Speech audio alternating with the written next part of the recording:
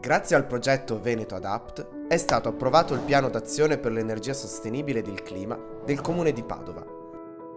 Uno strumento programmatico che raggruppa 116 azioni di mitigazione e adattamento ai cambiamenti climatici.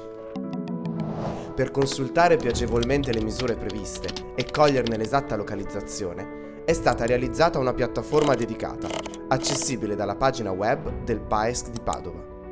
Per avere un supporto nell'utilizzo dello strumento è possibile cliccare su Info.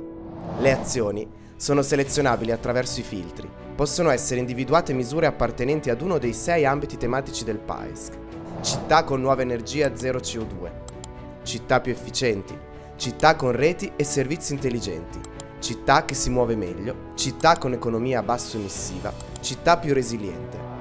Può essere selezionato l'ente competente per l'attuazione della misura. Le azioni possono essere filtrate in funzione della loro tipologia: fisica, se modificano la struttura urbana; economica, se incentivano comportamenti sostenibili; oppure organizzativa, se propongono nuove modalità gestionali. Si può inoltre scegliere misure efficaci per la mitigazione dei cambiamenti climatici, riducendo consumi ed emissioni climalteranti, o per l'adattamento del territorio agli eventi meteorologici estremi. L'efficacia del gruppo di misure selezionate è visualizzabile attraverso i grafici dei pericoli climatici affrontati e delle ricadute sugli ambiti di intervento. Può essere selezionato anche lo stato di attuazione delle misure, dando evidenza a quelle già completate, a quelle in corso oppure a quelle previste nei prossimi anni. Se si è interessati alle azioni del proprio quartiere, è possibile utilizzare il filtro della zona di interesse.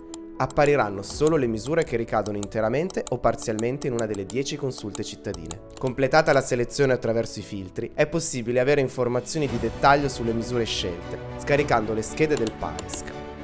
Ogni azione è stata mappata per coglierne l'estensione e la posizione geografica. In ogni momento si può ricominciare con nuove ricerche, cliccando sul tasto Azzera filtri, ad esempio sui temi della mobilità sostenibile, selezionando l'ente competente, la tipologia d'azione, l'efficacia dell'azione e lo stato di attuazione, ottenendo l'elenco delle misure corrispondenti inserite nel PAESC. È possibile, per esempio, consultare il progetto SMART per rendere Padova una città dotata di un'estesa rete tranviaria e visualizzare l'efficacia dell'azione in termini di riduzione delle emissioni di CO2 e dei consumi energetici. Ognuna delle 116 azioni del PAESC è importante per trasformare Padova in una città resiliente ed efficiente. Proteggiamo il territorio contro i cambiamenti climatici.